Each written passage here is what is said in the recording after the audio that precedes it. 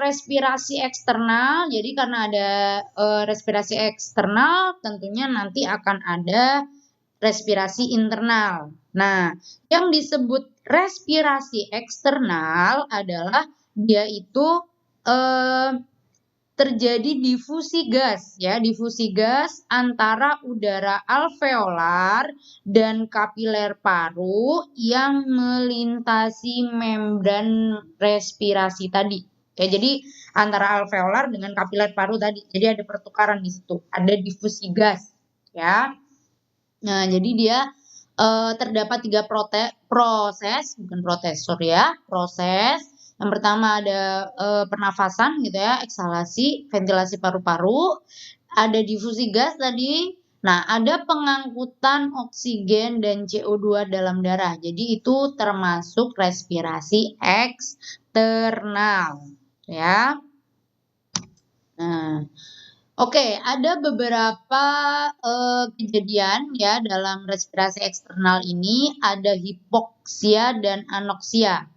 Nah, hipoksia itu dapat terjadi ketika oksigen dalam jaringan itu sangat rendah gitu ya. Nah, sehingga hal ini menyebabkan aktivitas metabolisme menjadi terbatas. Hipoksia ini. Jadi dia kekurangan oksigen.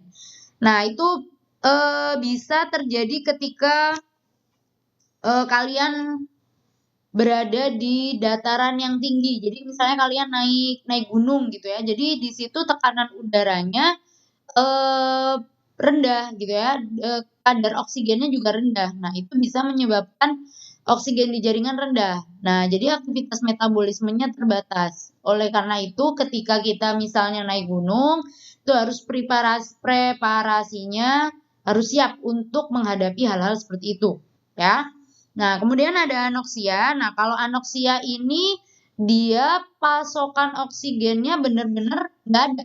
Gitu ya. Jadi jaringan itu tidak mendapatkan oksigen. Nah, ketika jaringan tidak mendapatkan oksigen, maka dia menyebabkan selnya bisa mati, ya.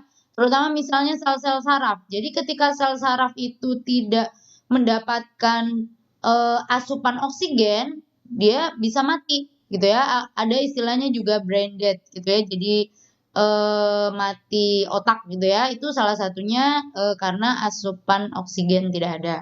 Nah, penyebabnya apa kok bisa sih ada anoksia gitu ya. Jadi salah satu penyebabnya itu adalah serangan jantung, stroke itu ya.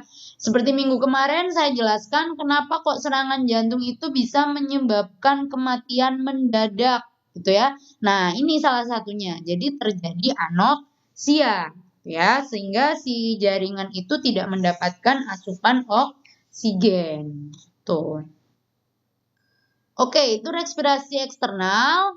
Nah, kemudian apa bedanya dengan respirasi internal? Nah, respirasi internal ini hanya antara jaringan, ya. Jadi jaringan itu menyerap dan menggunakan oksigen dan dia melepaskan karbon dioksida. Udah, itu adalah internal. Jadi internal di jaringan ya. Tapi kalau yang eksternal tadi ada pertukaran antara kapiler dan alveolar, tuh ya. Tuh.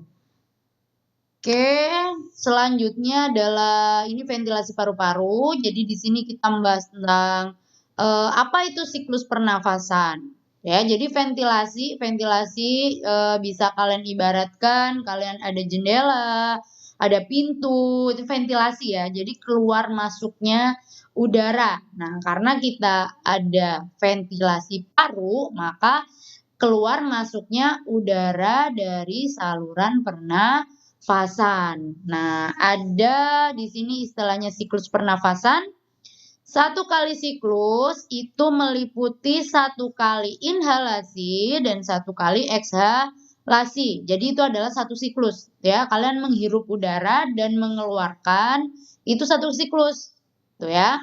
Nah, laju pernafasan, tuh ya. Laju pernafasan itu adalah jumlah pernafasan per menit. Ya, mungkin kalian waktu praktikum tekanan darah itu ya, tekanan darah itu akan berbeda nanti, laju nafas kalian gitu ya, laju nafas kalian akan berbeda ketika kalian hanya duduk diam dan kalian lari, atau kalian habis tidur gitu ya, atau kalian sedang mau ujian, atau kalian ujian ketahuan nyontek, itu pasti beda laju pernafasannya ya.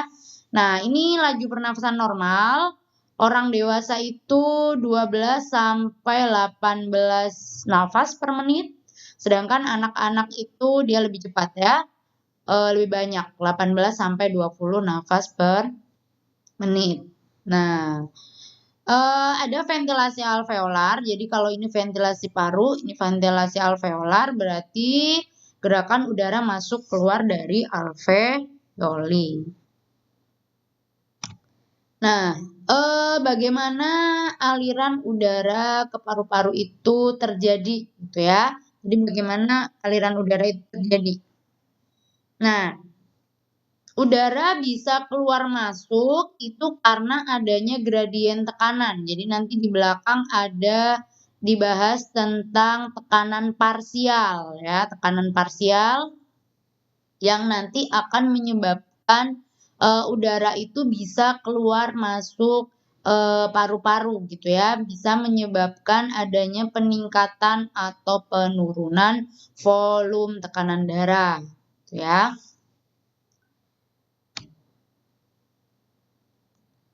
Oke, nah ini bedanya proses inhalasi dan ekshalasi. Apa yang terjadi ketika inhalasi, apa yang terjadi ketika ekshalasi, itu kalian harus paham konsepnya, gitu ya. Ketika udara masuk, itu akan terjadi peningkatan volume, tapi tekanan dalamnya turun, ya. Karena tekanan turun, volumenya meningkat gitu ya. Tekanan menurun itu akan menyebabkan udara masuk. Nah, udara masuk, terus kemudian ketika volumenya menurun, tapi tekanan dalamnya meningkat, di sini disimbolkan menjadi pressure internal gitu ya. Jadi tekanannya meningkat, maka udara bisa bergerak keluar. Di sini kalian lihat kondisinya. Jadi di sini PI harus lebih rendah dari PO, maka udara bisa masuk.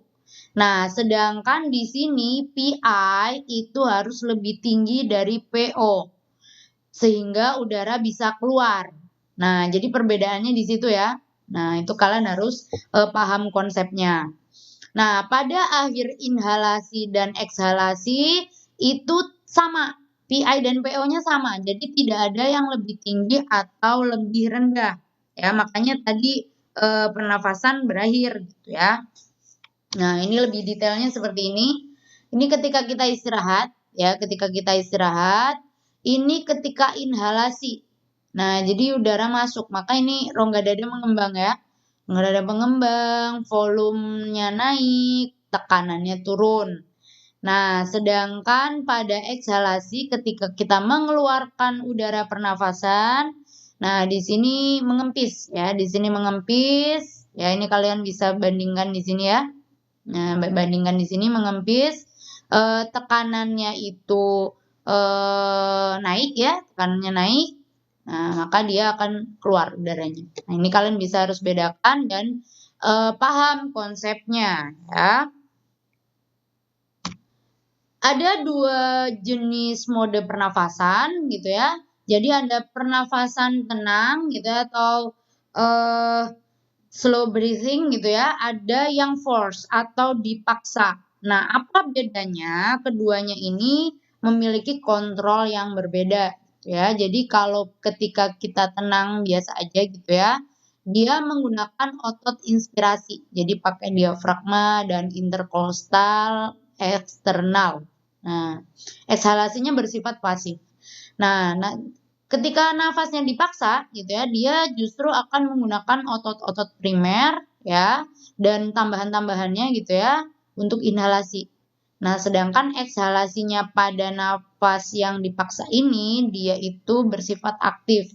Misalnya ketika kalian olahraga gitu ya, itu pasti yang bekerja adalah ini gitu ya.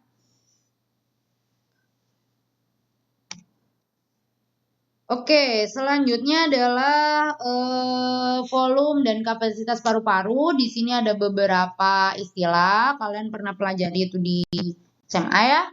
Jadi yang pertama ada volume tidal, yang mana dia itu yang udara keluar masuk saat pernafasan biasa. Ya, saat hening pernafasan maksudnya pernafasan biasa. Nah, ada volume ekspirasi, maka dia itu yang udara yang dikeluarkan, gitu ya, udara yang dikeluarkan. Nah, kalau inspirasi berarti udara yang diambil. Nah, kapasitas paru-paru, ya, kapasitas paru-paru atau kapasitas vital, gitu ya, dia itu merupakan penjumlahan antara volume tidal, udara inspirasi dan ekspirasi, gitu ya, dalam satu kali siklus. Ya, ada volume residu juga. Ya, volume residu itu yang tersisa dari paru-paru setelah kita mengembuskan nafas dengan maksimal, ya. Nah, ada juga minimal volume. Nah, minimal volume ini terjadi ketika ada jumlah udara yang tersisa di paru-paru setelah pneumotoraks, ya. Nah, ini grafiknya. Jadi di sini kalian bisa lihat volume tidal itu 500 ml, ya. Nah, inspirasi dan ekspirasi sama ya, 500 juga. Di sini ya. Nah, ini kalau ekspirasi di sini berapa berarti? 1000 ya, 1000 ya. Di sini 1000. Nah, terus kemudian kapasitas vital berarti ini tinggal kalian tambahkan, ya, kalian tambahkan. Oke, ini residu, ya, residu itu berarti berapa? 1200 ya. 1200. Nah, kalau inspirasi tadi 3300. Nah, ini ada perbedaan antara laki-laki dan perempuan. Ya, kalian lihat di sini kapasitas total dari laki-laki itu lebih tinggi daripada perempuan. Ya. Oke, pertukaran gas itu bergantung pada beberapa faktor gitu ya. Tadi laju respirasi gitu ya. Nah, ini bergantung pada apa? Difusi molekul antara gas dan cairan, ya. Jadi itu yang akan mempengaruhi laju pertukaran gas. Nah, terus kemudian ada gradien tekanan parsial. Yang saya sebutkan di awal, ada nanti tekanan parsial oksigen, tekanan parsial karbon dioksida. Nah, ini ya yang saya bicarakan. Jadi kalau kalian pelajari sebenarnya dalam 100% udara di atmosfer itu tidak 100% isinya oksigen. Bahkan yang paling banyak adalah nitrogen. Yang kedua baru oksigen, baru selanjutnya karbon dioksida. Nah, setelah ini dijumlahkan gitu ya, setelah ini dijumlahkan itu nanti beberapa yang tersisa itu adalah uap air. Nah, sedangkan di permukaan laut tekanan atmosfer sebesar ini gitu ya, sebesar ini, dan setiap gas itu pasti punya tekanan parsial. Di sini kita bisa hitung ya tekanan parsial berdasarkan tekanan di permukaan laut gitu ya. Jadi tekannya permukaan laut tadi 760 mmHg dikalikan dengan persentase oksigen berapa sehingga tekanan parsial oksigen pas di permukaan laut itu adalah segini ya. Semakin tinggi tempat, maka semakin rendah tekanan parsial oksigen. Jadi misalnya kalian naik gunung, itu tekanan parsialnya kecil sekali. Jadi hanya 50 mmHg, ya itu. Oke. Nah, apa hubungannya tekanan parsial dengan udara yang kita hirup? Nah, jadi udara yang memasuki saluran pernafasan kita itu dia akan berubah karakternya gitu ya. Karena ada apa? Ada uap air, ada suhu yang berbeda gitu ya. Jadi udara di alveolar itu bukan murni udara yang ada di udara, tapi merupakan campuran atmosfer ya, udara dari atmosfer dan volume residu yang tersisa tadi, ya. Nah, udara-udara yang dihembuskan itu dia juga bisa berubah. Jadi tidak sesuai dengan apa yang kita hirup. Karena kenapa? Dia itu juga bercampur dengan udara yang ada di zona hantaran atau ruang mati. Jadi antara hidung dan bronkeolus kita itu ada ruang-ruang mati gitu ya. Nah, di situ ada endapan-endapan udara yang mana udaranya itu tidak ikut dalam pertukaran ya, tidak ikut dalam pertukaran udara tadi. Nah, itu bisa bercampur dengan udara yang nantinya kita hembuskan. Nah, itu ya. Nah, ini tekanan parsial ya, beberapa gas gitu ya, atau ketika kita itu inhalasi, ketika kita ekshalasi itu seperti apa, gitu ya, konsentrasinya di udara. Oke. Nah, di sini lebih detailnya saya tadi udah berbicara tekanan parsial. Nah, kapan kita itu butuh bernafas gitu ya. Nah, jadi kalau kita lihat di sini, ketika tekanan parsial oksigen itu sangat rendah dan tekanan parsial CO2 tinggi, gitu ya, maka kita itu memerlukan pertukaran udara. Nah, kita lihat di sini di alveolus tekanan parsial oksigen tinggi nih, 100%. Oke, dia akan masuk ke kapiler ya, kapiler akan diedarkan gitu ya lewat respirasi internal ya nyampe dia di jaringan. Nah, ketika di jaringan nanti dia akan turun lagi nih karena oksigennya dipakai oleh jaringan. Nah, tekanan parsial oksigen nanti dia akan turun ya setelah digunakan oleh jaringan ini. Tekanan CO2-nya dia akan naik. Nah, makanya nanti ketika tekanan CO2 naik, kita itu perlu adanya pertukaran gas. Nah, seperti minggu kemarin yang saya jelaskan, pertukaran oksigen dan karbon dioksida ya, karena ada perbedaan tekanan parsial antara oksigen dan CO2. Ya, jadi ketika CO2-nya tinggi, maka kita memerlukan adanya oksigen untuk diedarkan ke seluruh jaringan. Ya, ketika oksigennya rendah lagi atau CO2-nya tinggi, nah seperti itu. Ya, jadi dengan adanya perubahan tekanan parsial ini yang menyebabkan aliran darah itu terus mengalir dan terjadi respirasi, gitu ya. Jadi perbedaan tekanan parsial.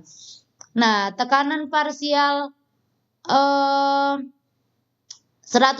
ini berarti oksigennya itu atau hemoglobin itu belum berikatan dengan hemoglobin. Ya, jadi ketika tekanan parsialnya masih 100 itu kan masih di alveolus. Ya, jadi belum ke hemoglobin. Baru ketika nanti dia diedarkan, baru nanti dia akan turun tekanannya karena dia terjadi saturasi hemoglobin alias hemoglobinnya berikatan dengan oksigen semuanya, gitu ya. Nah, ini kemarin sudah dibahas sedikit di sistem peredaran darah, ya.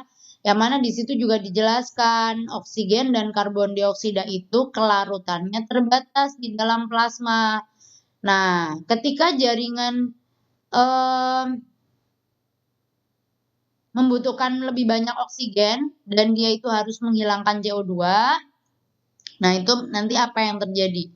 Makanya sel-sel darah merah itu dia berikatan ya, dia hemoglobinnya berikatan dengan CO2 atau oksigen. Nah, yang mana di sini ada konversi secara kimiawi. Jadi ada menggunakan enzim ya, dikonversi menjadi senyawa terlarut agar apa? Agar bisa ditukarkan nanti dengan oksigen, gitu ya.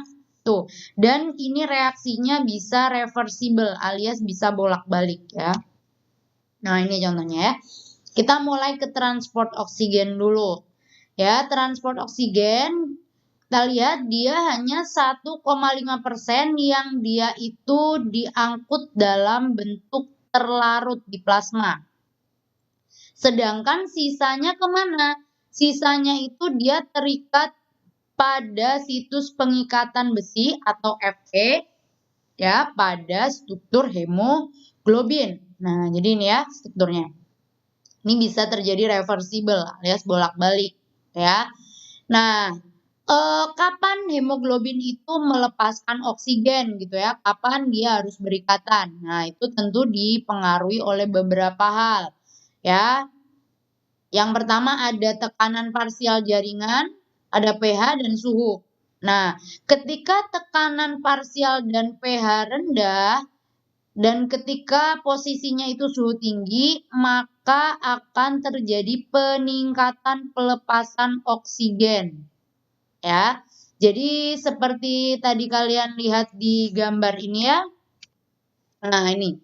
Ketika tekanan parsial oksigen rendah gitu ya, maka di sini akan dilepas oksigennya oleh hemoglobin.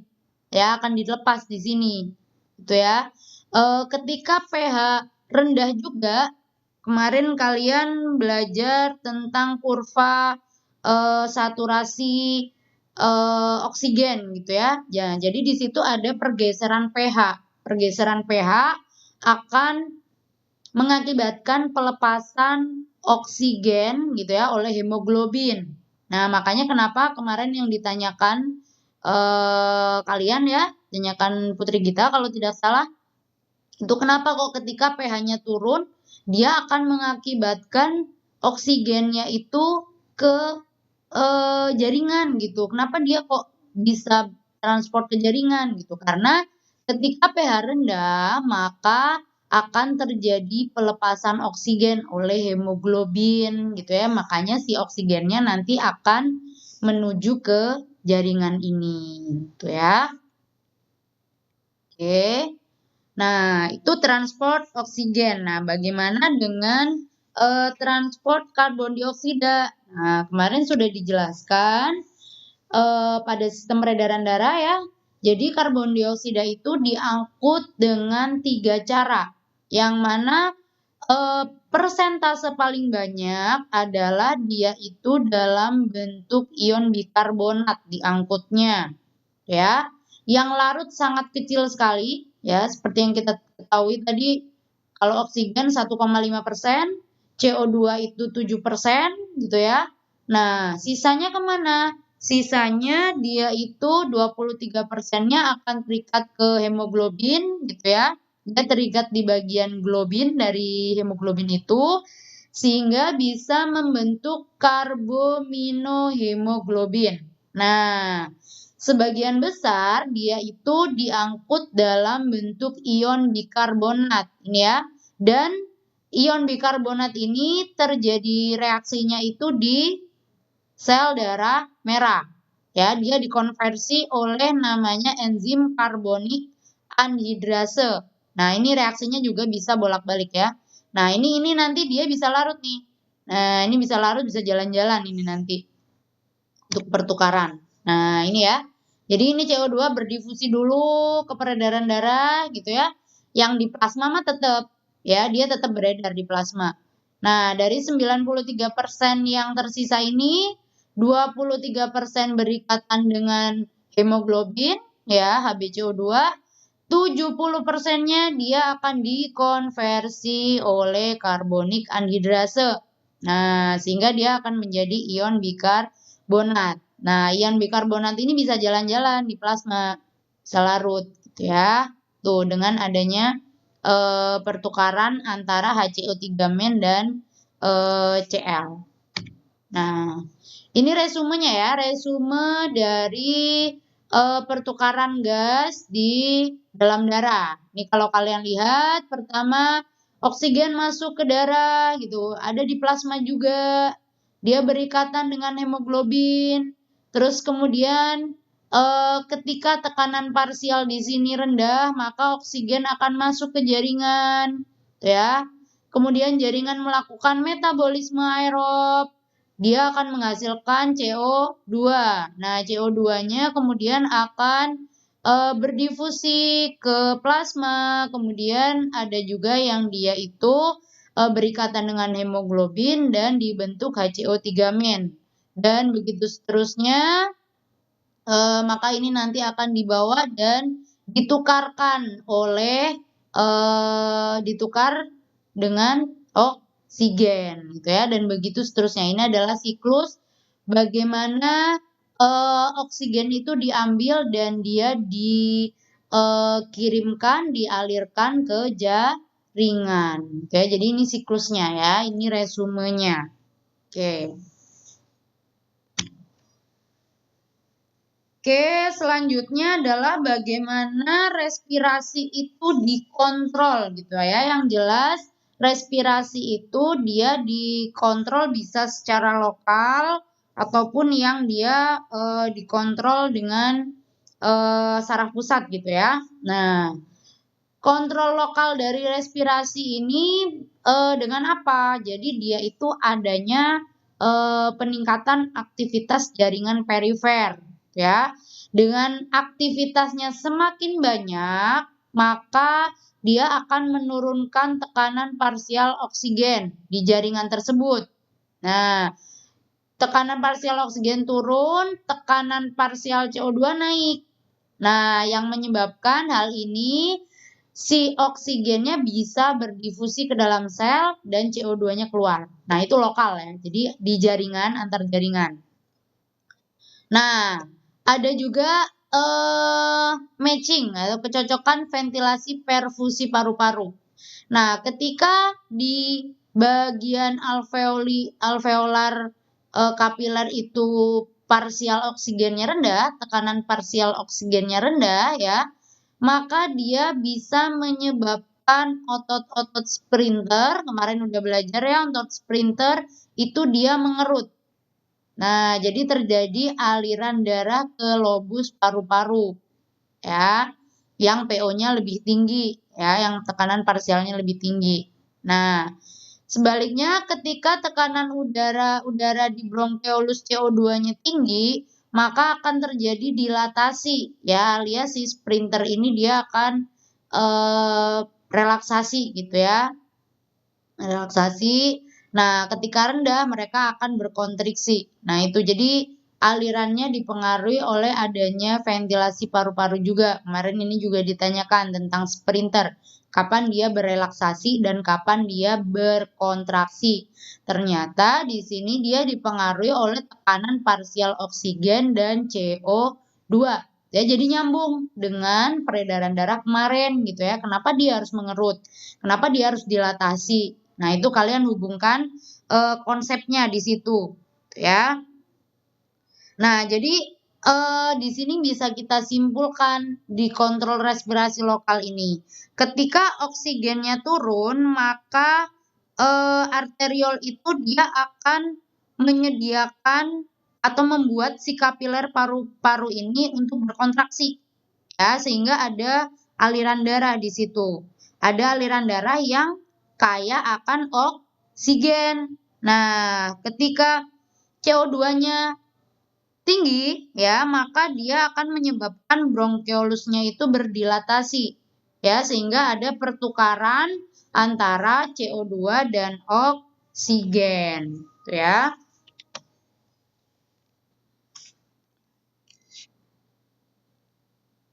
Nah, itu tadi kontrol respirasi lokal gitu ya. Jadi selain lokal, respirasi itu juga dikontrol oleh otak gitu ya.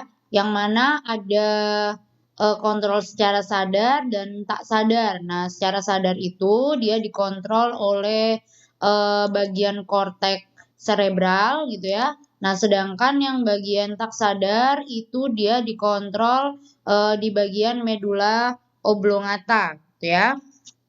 Nah, di medula oblongata ini juga terjadi, eee, atau merupakan pusat ritmisitas dari, respirasi ya. Jadi pusat ritmenya di sini ada 2 gitu ya, ada dorsal respiratory group dan ada ventral respiratory group atau, sering disingkat DRG dan VRG. Nah, DRG ini dia, merupakan pusat inspirasi, sedangkan VRG merupakan pusat ekspirasi. Jadi kalian nanti, mengintegrasikan antara sistem saraf dengan pernafasan di situ ya.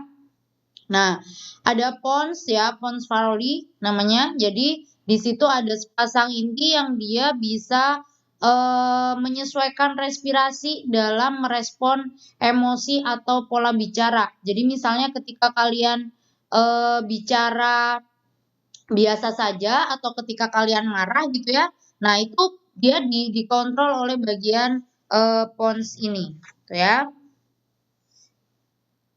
Nah, ini pusat ritmisitas tadi udah disebutkan, dia berada di, medula oblongata ya. Jadi di sini DRG itu dia memicu setiap napas yang kita lakukan, ya. Jadi menyebabkan inspirasi di sini. Nah, ketika dia itu diam gitu ya, selama 3 detik dan otot-otot rileks, maka itu, terjadi ekshalasi. Nah, VRG, nah kalau VRG ini dia terutama berfungsi ketika bernafas secara paksa atau forced breathing ya, itu.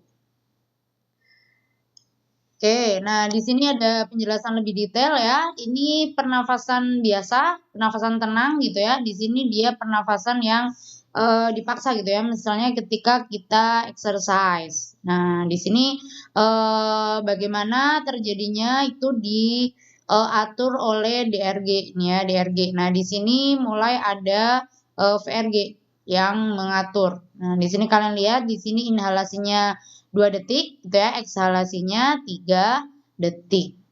Tuh. Nah, ini adalah kontrol respirasi secara keseluruhan ya. Jadi di sini ada pusat yang paling tinggi gitu ya, ada cerebral cortex, ada sistem limbik dan ada hipotalamus gitu ya. Yang mana di sini tadi ada volunteer dan involunteer gitu ya. Kalau volunteer maksudnya secara sadar itu misalnya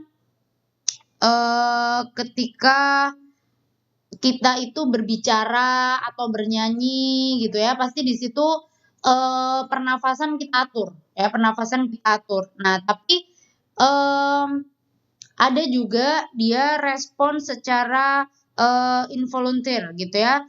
Nah, kalau respon secara involunteer itu terjadi, pada sistem limbik ini, maksudnya dia dikontrol oleh sistem limbik ini.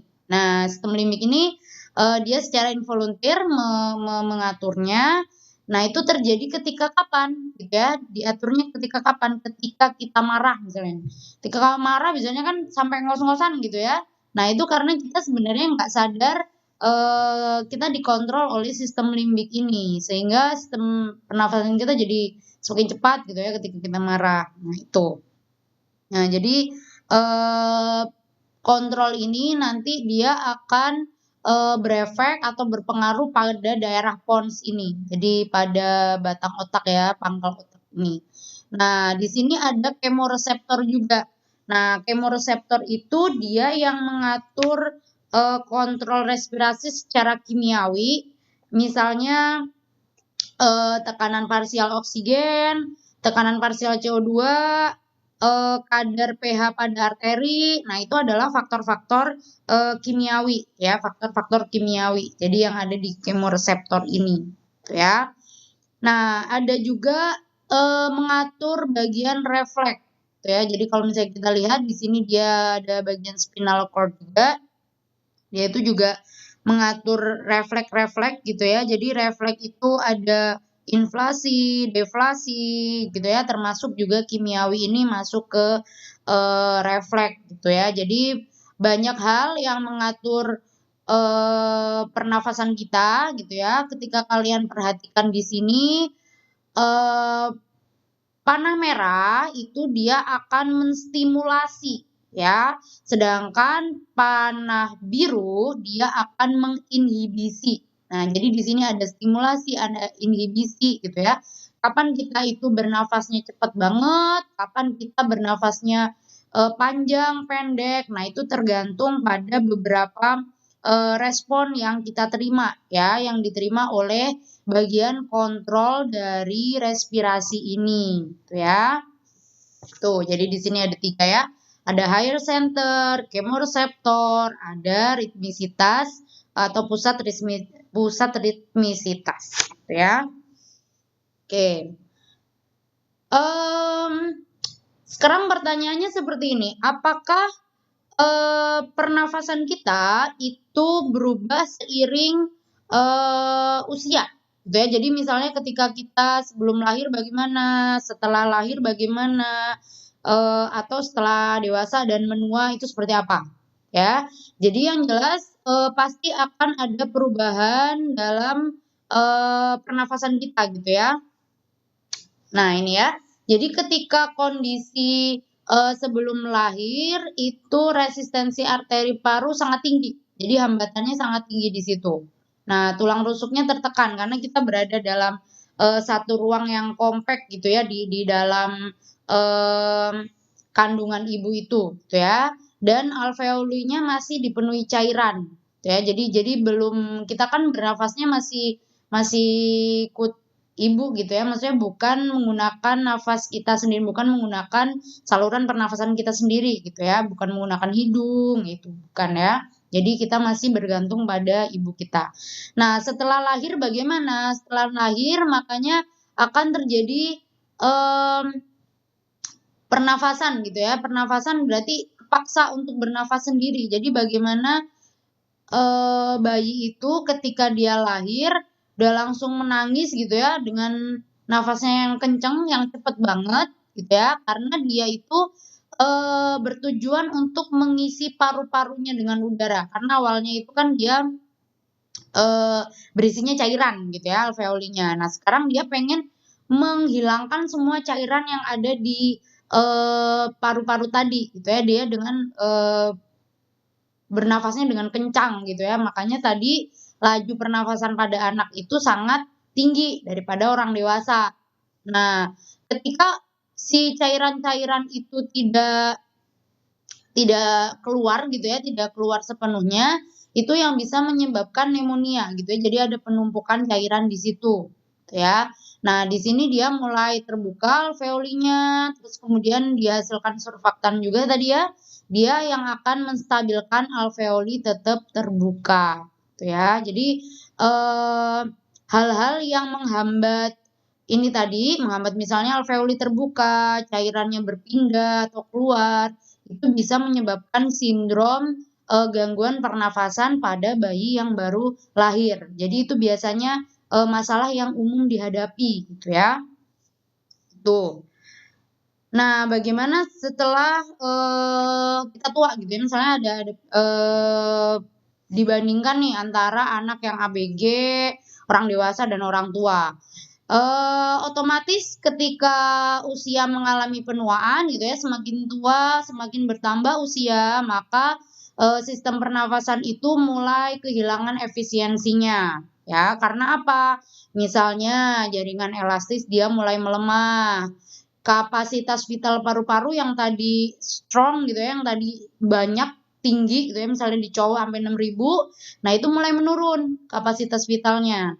Nah, gerakan tulang rusuknya sangat terbatas. Makanya biasanya semakin tua, orang tua gitu ya, kalian ajak jalan jauh gitu ya, jalan kaki gitu, mesti lebih ngos-ngosan gitu ya, daripada yang masih muda. Makanya ketika kalian jalan dikit ngos-ngosan, bercandaannya, "Waduh udah tua nih." Nah, kayak gitu. Nah, itu memang, sangat berhubungan dengan penuaan si pernafasan ini, ya. Nah, terus kemudian, tulang rawan kostal itu dia sudah, mulai kehilangan fleksibilitasnya gitu ya, karena kita tahu tulang juga mengalami penuaan, artinya di situ akan mempengaruhi, inhalasi dan ekshalasi dari, pernafasan. Nah, terus kemudian ada beberapa kasus yang dia mulai muncul emfisema, gitu ya. Selain penuaan sebenarnya ada beberapa gangguan pernafasan misalnya karena rokok, karena kalian menghirup atau termakan racun-racun gitu ya, misalnya kayak sianida, arsenik, benzen, dan sebagainya gitu ya. Itu juga akan merusak sistem pernafasan meskipun belum tua. Nah, seperti itu ya. Tuh. Nah, ini the last but not least. Jadi, ketika kalian belajar satu sistem, jangan lupa tentang homeostasis alias hubungan antara sistem sistem organ satu dengan yang lainnya. Nah, yang mana nanti dia akan membentuk homeostasis kan ya. Nah, sama halnya dengan sistem respirasi, kalian juga harus tahu bagaimana hubungannya dengan sistem-sistem lain. Nah, yang sudah jelas terlihat itu dengan sistem kardiovaskular atau sistem peredaran darah kan ya. Ini sangat berhubungan dengan minggu kemarin gitu. Nah, bagaimana hubungan antara sistem respirasi ini dengan sistem yang lain? Nah, ini coba kalian isi ya, nanti tugasnya bisa di-upload di Google Classroom gitu ya, atau nanti kalian bisa komen di kolom komentar ketika memang sudah tahu, gitu ya. Oke, mungkin itu dulu kuliah sistem respirasi. Semoga ilmunya bermanfaat. Assalamualaikum warahmatullahi wabarakatuh.